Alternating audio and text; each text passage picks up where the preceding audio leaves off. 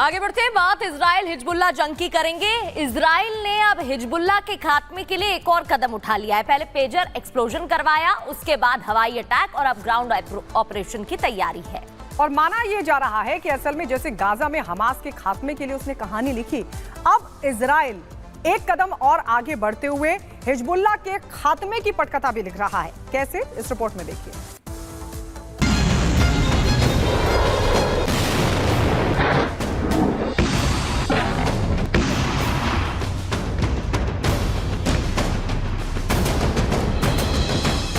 Lebanon पर पिछले 8 दिन से इजराइल लगातार हमले कर रहा है। मिसाइल, रॉकेट लॉन्चर और ड्रोन से अटैक कर पूरे लेबनान को दहला रहा है। हर तरफ नजर आ रहा है कोहराम और दिख रहा है लाशों का अंबार। हिजबुल्लाह के खात्मे के लिए नेतन्याहू ने जो कसम खाई उसे आईडीएफ पूरा कर रहा है। पिछले एक हफ्ते में हिजबुल्लाह के 2 कमांडर ढेर कर दिए गए। आईडीएफ के दावे पर मुहर तब लगी जब उसने भी कबूला कि इजरायली हमले में उसके वायु रक्षा और ड्रोन कोर्स का संचालन करने वाले कमांडर मोहम्मद हुसैन सरूर की मौत हो गई। हवाई हमले के बाद अब इजराइल गाजा की तरह लेबनान में घुसकर हमले की तैयारी कर रहा और इसके लिए इजरायली सेना की सबसे खतरनाक जियोन विंग को भी एक्टिवेट कर दिया है।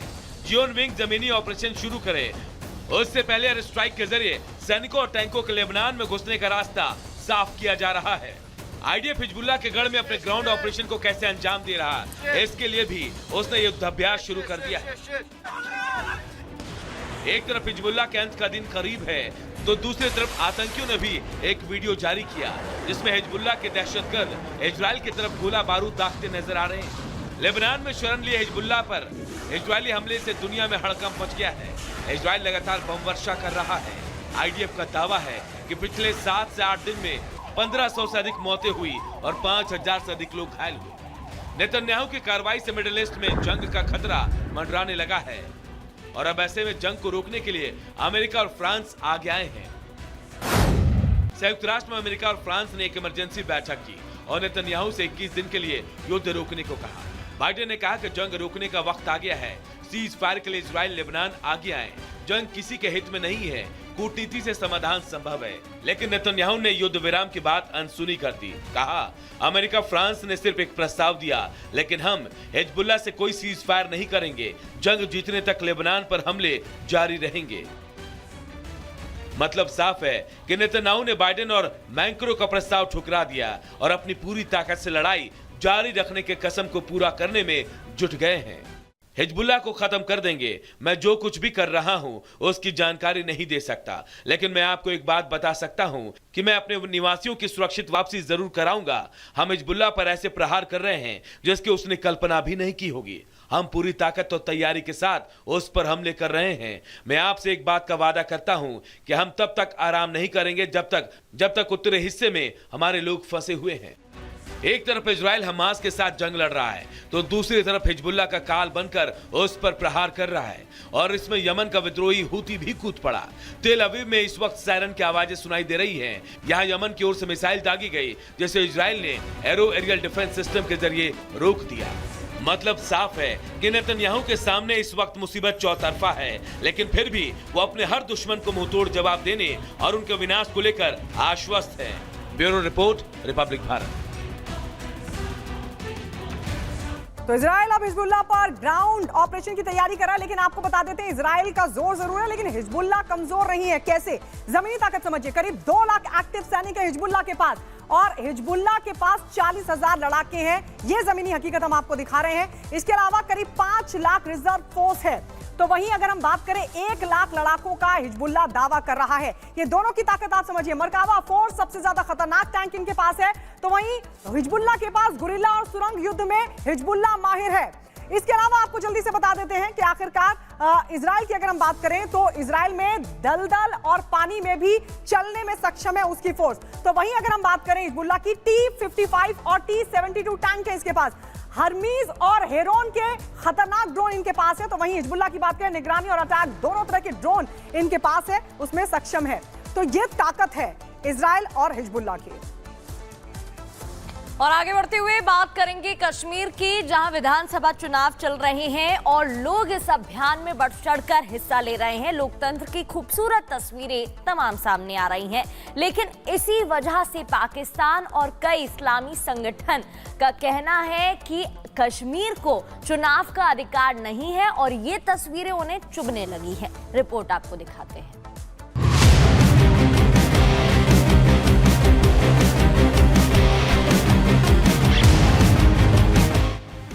कश्मीर में चुनाव, ओआईसी में तनाव। कश्मीर में लोकतंत्र से ओआईसी क्यों परेशान? भारत के खिलाफ ओआईसी ने उगला जहर। कश्मीर में 10 साल बाद चुनावी मौसम आया है और इस मौसम में जहां कश्मीर के लोग बढ़ चढ़कर हिस्सा ले रहे हैं, वहीं कुछ देशों और संगठनों के पेट में दर्द शुरू हो गया है, क्योंकि इन संगठनों को आतंकवाद मुक्त कश्मीर अब चुभने लगा है, क्योंकि इन लोगों को पत्थरबाजी से मुक्त घाटी बेचैन कर रही है। जम्मू कश्मीर में चुनाव को लेकर जो कयास लगाए जा रहे थे वो धरे के धरे रह गए। लोगों ने घरों से बड़ी तादाद में निकलकर सिर्फ वोटिंग ही नहीं की, बल्कि पहले फेज में तो एक नया रिकॉर्ड ही बना दिया। लेकिन ओआईसी जैसे संगठन ने अब कश्मीरी लोगों के आत्मनिर्णय के अधिकार का राग अलापा है। जम्मू और कश्मीर में संसदीय चुनाव या विधानसभा चुनाव कश्मीरी लोगों को आत्मनिर्णय का अधिकार देने के विकल्प के रूप में काम नहीं कर सकते। दक्षिण एशिया में स्थायी शांति और स्थिरता संयुक्त राष्ट्र सुरक्षा परिषद के प्रस्तावों और कश्मीरी लोगों की आकांक्षाओं के अनुसार कश्मीर विवाद के अंतिम समाधान पर निर्भर है। यानी ओआईसी का मानना है कि जो चुनाव कश्मीर में हो रहा है वो कश्मीर के लोगों के लिए कोई मायने नहीं रखता।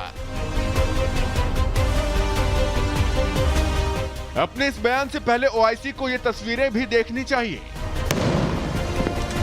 क्योंकि एक दशक पहले इसी कश्मीर में चुनाव कराना किसी जंग से कम नहीं होता था। पत्थरबाजी और विरोध प्रदर्शनों के बीच कश्मीर में चुनाव कराना नामुमकिन के बराबर होता था।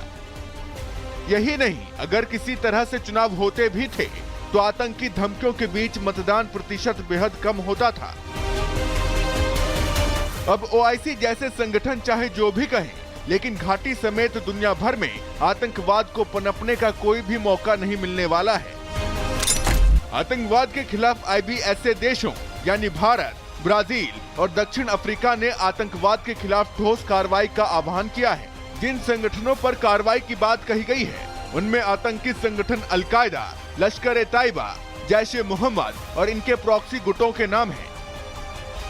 ओआईसी को भारत ने उसी मंच से तुरंत मुंहतोड़ जवाब दे दिया।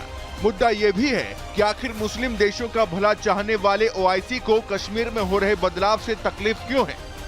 Bureau report, Republic Bharat.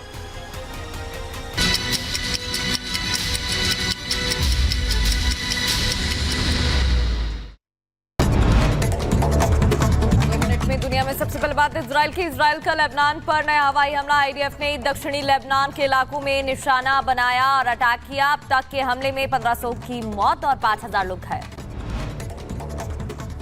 उधर हिजबुल्लाह पर इजराइल का हमला लगातार जारी। इजराइल के प्रधानमंत्री नेतन्याहू का दावा, हिजबुल्लाह की यूएवी इकाई के प्रमुख कमांडर की मौत हो गई है। इधर लेबनान पर इजराइल का हमला। उत्तरी कमान की सेना ने लड़ाकू विमानों को से मिसाइलें दागी है। लगभग 220 आतंकी ठिकाने तबाह कर दिए गए। इजराइल और हिजबुल्लाह के बीच वार पलटवार का दौर लगातार तेज। हिजबुल्लाह ने जारी किया हमले का नया वीडियो। मिसाइल रॉकेट लॉन्चर से बना रहा लगातार निशाना। तेल अवीव ने लगातार बज रहे हैं सायरन। यमन से दागी गई मिसाइल को एयर ड्रोन सिस्टम ने विफल कर दिया। उधर इजराइल पर हूतियों का हमला भी जारी। आपको बता दें, तेल अवीव की बैलिस्टिक मिसाइलों से निशाना बनाया गया। एयर ड्रोन सिस्टम से हमला हालांकि नाकाम हो गया। और यूएस, यूके और ऑस्ट्रेलिया के रक्षा प्रमुखों ने फिर उठाई शांति की मांग। इजराइल और हिजबुल्लाह के बीच संघर्ष विराम को दोहराया। और आगे बढ़ते आगे, इजराइल में गाजा R-88 फिलिस्तीनियों के शवों को कब्र में दफनाया गया। खान पुलिस के कब्रिस्तान में बुलडोजर से खोदी गई कब्र। शवों को दफना दिया गया। प्लास्टिक बैग में लपेटकर किया गया दफन। यूक्रेन के राष्ट्रपति जेलेंस्की ने अमेरिकी राष्ट्रपति जो बाइडेन से मुलाकात की। रूस के खिलाफ लड़ाई में अमेरिकी समर्थन को बढ़ाने की अपील की है। जेलेंस्की ने पोस्ट किया, मैंने उनके सामने जीत का प्लान रखा।